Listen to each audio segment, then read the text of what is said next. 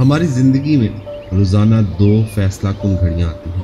پہلی نیک خواہشات کی قبولیت کی گھڑی ہوتی ہے اور دوسری بری خواہشات کی منظوری کا وقت۔ ہندو جوتشی پہلی گھڑی کو شبھ گھڑی جبکہ دوسری کو منحوس گھڑی کہتے ہیں۔ یہ لوگ صدیوں سے کنڈلیاں نکال کے بتاتے ہیں کہ کون سا وقت اچھا اور کون سا برا وقت ہوتا ہے۔ ہندو آسٹرولوجسٹ کے مطابق انسان کا سایہ جب 7 فٹ لمبا ہوتا ہے تو وہ گھڑی اس کے لیے منحوس ہوتی ہے۔ یہ چند سیکنڈ کا دور ہوتا ہے لیکن اس کے اثرات صدیوں تک چلتے ہیں۔ انسان قبولیت کی گھڑی میں منہ سے جو بھی لفظ نکالتا ہے وہ پورا ہو جاتا ہے۔ آسمانی مذاہب میں بھی اس فلسفی کو مانتے ہیں۔ آپ بنی اسرائیل کی قدیم کتابوں کو پڑھیں، بائبل کا مطالعہ کریں یا پھر احادیث کو دیکھ لیں، آپ کو جگہ جگہ ملے گا کہ اچھے گمان کی تلقین ملے گی۔ اچھا سوچو، اچھا کہو، تم کسی کے بارے میں برا نہ چاہو، اور تم کسی کے بارے میں برا کہو گے تو وہ پلٹ کر تمہاری طرف آئے گا، وغیرہ وغیرہ۔ یہ منحوس اور شبھ گھڑی کی باتیں ہیں۔ اللہ تعالیٰ نے کائنات میں سورج اور چاند کے اوقات کی طرح دعاؤں اور بد دعاؤں کی ریکارڈنگ کا سسٹم بھی بنا رکھا ہے۔ یہ سسٹم مقررہ وقت اور مقررہ وقت کے حساب پر بند ہو جاتا ہے۔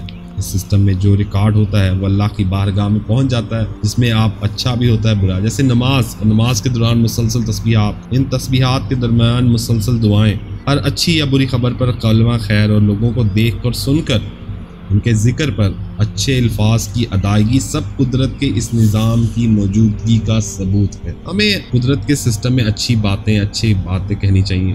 آپ کو اگر اس کا یقین نہ ہو تو کسی کامیاب شخص سے ملیں، اس سے پوچھیں کہ وہ کس طرح کامیاب، وہ آپ کو ضرور بتائے گا کہ اس نے آسمان پر دیکھ کر اللہ سے کامیابی مانگی اور اللہ تعالیٰ نے اس کو کامیابی کے راستے اس کے لیے کھول دیے۔ اور اگر آپ کو یقین نہ آئے تو یہ بھی دیکھ لیجیے کہ انسان کبھی غرور کا شکار ہو جاتا ہے تو کسی غرور میں یہ بھی کہہ دیتا ہے کہ جو ہوگا دیکھا جائے گا، یا وہ آپ میں سے اگر آپ سیاستدانوں کی باتیں دیکھیں تو وہ کوئی جیسے ابھی کہا جاتا تھا جاؤ مجھے پکڑ لو، جیسے یہ شریف خاندان کہتا تھا جاؤ مجھے پھانسی لگا دو، مجھے جیل میں ڈال دو۔ آپ ان کے 5 برسوں کے بیانات دیکھیں تو حقیقت میں یہ سب کچھ ہو رہا ہے۔ آپ کو خواجہ سعد رفیق کا وہ بیان بالکل یاد ہوگا جس میں انہوں نے کہا تھا کہ ہم لوہے کے چنے ہیں، اس وقت قدرت ان کے لوہے کے چنوں کو دبا رہی ہے۔ دنیا میں ہمارے لفظ گولی ہوتے ہیں اور یہ بم بھی ہوتے ہیں۔ دنیا میں جس طرح گولیاں اور بم چلنے کے بعد واپس نہیں آتے، لفظ بھی واپس نہیں آتے، لہٰذا ہمیں بولنے سے پہلے سوچنا چاہیے۔ منہ سے برے الفاظ نکالتے ہوئے 10 مرتبہ سوچنا چاہیے، ہم کس وقت اپنے کس لفظ کا نشانہ نہ بن جائیں۔ ہم نہیں جانتے یہ کیا ہوگا۔ آپ کو یقین آئے تو آپ تاریخ نکال کر دیکھ لیں۔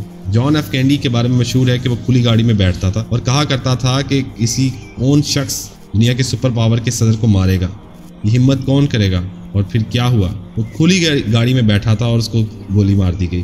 بھٹو صاحب اکثر تقریر میں کہا کرتے تھے مجھے چونک میں لٹکا دینا، اور پھر وہی ہوا، انہیں پھانسی بھی لگی اور ان کا پھانسی کا گھاٹ چوک بھی بنا۔ حسنی مبارک کہتا تھا پکڑ لو مجھے، ڈال دو مجھے جیل میں، اور پھر پکڑا بھی گیا اور جیل میں بھی گیا اور مر بھی گیا۔ صدام حسین کہتا تھا مجھے لٹکا دینا، اور پھر لٹکے اور ہوئے، سب نے دیکھا اسے۔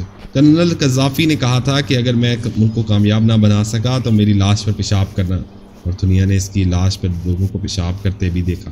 اور آخری واقعہ یہ کہ بینظیر کی بھٹو کی قریبی ترین ساتھی ناہید خان نے ایک محفل میں بتایا تھا کہ آصف علی زرداری کے دوست انہیں ایک اہم پوزیشن پر دیکھنا چاہتے تھے۔ وہ بینظیر بھٹو کے پاس آئے، انہوں نے کہا کہ انہیں کسی اہم پوزیشن پر دیکھیں۔ بینظیر بھٹو پتہ نہیں اس وقت کس کیفیت کا شکار تھی، انہوں نے کہا کہ اوور مائی ڈیڈ باڈی۔ اللہ کی کرنی دیکھیے کہ بینظیر بھٹو شہید ہوئے، ان کی ڈیڈ باڈی پر زرداری صدر بھی بنے، ان کی ڈیڈ باڈی پر زرداری صاحب پارٹی کے چیئرمین بنے، صدر بنے۔ لہٰذا میں یہی ضرور کہوں گا کہ آپ بولنے سے پہلے 10 مرتبہ سوچ لیا کریں۔ ہم کس وقت قبولیت کی گھڑی میں بیٹھے ہیں ہم نہیں جانتے، اللہ ہمیں کب پکڑ لے گا ہم یہ بھی نہیں جانتے۔ دنیا میں اگر فرعون اپنے لفظوں کے ہاتھوں ذلیل ہو سکتا ہے تو پھر ہماری کیا اوقات ہے؟ صرف اللہ ہے اور اللہ کے سوا کچھ نہیں۔ اللہ کی زمین پر اگر سکھ سے رہنا چاہتے ہیں تو پھر اللہ سے ڈر کر رہیں، اللہ سے توبہ کرتے رہیں۔ دنیا اور آخرت دونوں میں بچ کے جائیں گے، ورنہ تاریخ عبرت اور عبرتناک کہانیوں کا خوفناک قبرستان بھی ہے۔ انسان سپرمین بھی ہو تو موت کو برداشت نہیں کر سکتا۔ غرور صرف خدا کو سوٹ کرتا ہے۔ غرور نہ کریں، مارے جائیں گے۔